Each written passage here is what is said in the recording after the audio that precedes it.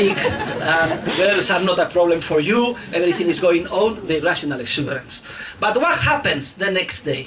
Oh my God, my head, I feel terribly bad. You, of course, feel terribly bad, but this means is that your organism is already reacting against the aggression of the alcohol.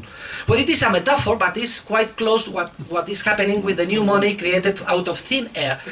But of course, this requires that you read and study by heart, step by step.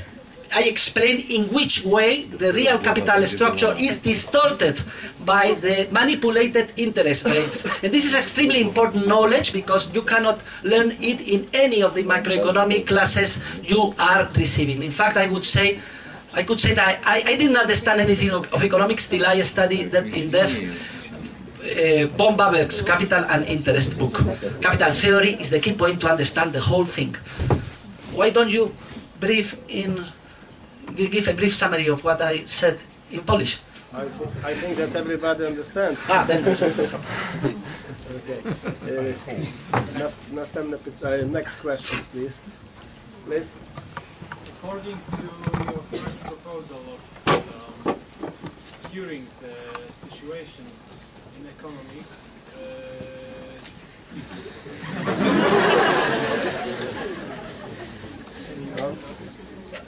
I just think that if the banks shouldn't give artificial credits, as you called it, don't you think that the costs of the credits will be higher? And for us, I mean potential entrepreneurs, it will be very difficult to get a credit if we just don't have anything that we can provide the bank. You know what I mean? Yeah, this is a very important and key question.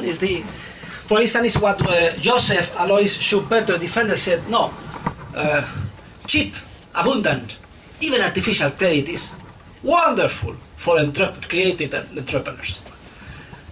Also, the theories of the banking school, in the debate between the banking school and the currency school in the years previous to the Pills Bank Act, will say, no, it's something wonderful. Credit expansion is not bad, but it's the best thing for the world. Do not worry about creating crisis. Fullerton also developed the what is called the law of reflux. If we provide cheap credit, artificial credit, do not worry because it will come back to the banks automatically. So it will be an automatic system of equilibrating the whole mess. But they are entirely wrong, because for an entrepreneur it is as important as providing credit for his project if the project is profitable, is not providing credit to his project if the project yet is not profitable. But the profitability of the project should be compared not with an artificial interest established by a system in which credits are created out of thin air, but with a true free market price that reflects the time preference of individuals. I mean, the real volume of previous private savings. There is no way to shortcut. That would be wonderful if we could increase our investments without sacrifice. The temptation is very great. Imagine that we could finance every entrepreneurial project without the need of saving. And this temptation is a temptation of the devil, because and it affects all the strata in the society. That's the reason, precisely the reason why inflation is so popular among everybody. With inflation, everybody is happy at the beginning. Entrepreneurs are very happy. They receive cheap loans for all projects. Workers are very happy. There is huge demand of their resources and wages goes up. Governments are very happy. The income of taxes goes up and they can spend everybody. So it destroys entirely the coordinating nature of a healthy society. This is why it's so important that we keep traditional legal principles and we study the theoretical background of what is happening happening now to us. So do not be cheated yourself. To provide cheap credit to everybody is lethal to a free market, because what we need is that the coordinating free market process put the real savings of the people in the most profitable investment projects. If you cut this connection, we are entirely condemned to failure. And precisely for thinking that cheap, free, artificial credit is something good, it's precisely for that we are suffering now the worldwide financial crisis and the economic recession. Thank you. Next question, please. I'm Juszczyk from this university. My question is, probably Albert Einstein says to the United States President that imagination is much important than the knowledge. And what do you think about imagination? I think about managers in the United States of banking system.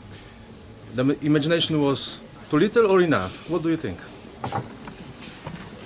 Well, I think that to innovate, if you refer to imagination to financial innovations, Yes. well, innovation is a key feature in any dynamic free market system. But mainly innovation should refer to new technological improvements, new marketing ways of doing things, new entrepreneurial ways of organizing corporations. But be very careful with innovating contracts. The free market needs a stable structure, legal structure. Innovating a contract is beep, beep, beep. A red light should turn on, say, something wrong is being here. It's like saying, okay, we are in a free market. We are going to innovate a new marriage contract. Why not? New marriage contract, a lady and 3 guys, or a guy and 3 ladies, a lady and a horse, or a horse and a man. No, no, no, no, no, no, no. Those contracts are the result of an evolutionary process that took many generations, that has been proved, and that is the base, is the background, the basement of the whole free market system. We cannot innovate a family contract without destroying society. And it is exactly the same with the general principles of private law in the private property area.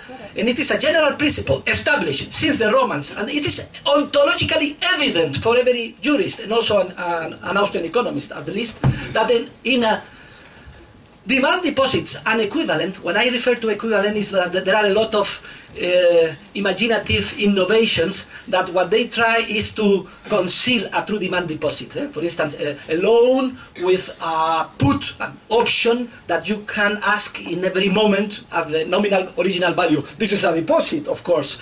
And so new contracts that go against the traditional legal principles are not healthy innovations of the market, but are like the dynamite that can destroy the market. For this reason, my book should also be considered, and I explained at the beginning, as an economic analysis of law. What are the economic consequences of providing a privilege to just a few economic agents, called banks, private banks, to act against traditional legal principles, not keeping 100% reserves on demand deposits and equivalents? And the results are very clear here. And we are, the whole world is suffering them in the form of financial crisis and economic recessions. So I think our responsibility is huge in this area. I mean, universities, professors, and so on. It is key. We are not talking about an unimportant matter. It is possibly the most important economic and social matter in which we are now implied. The culmination of the fall of the Berlin Wall in the financial area. Thank you. Next question, please. Okay. Pytania mogą być po polsku.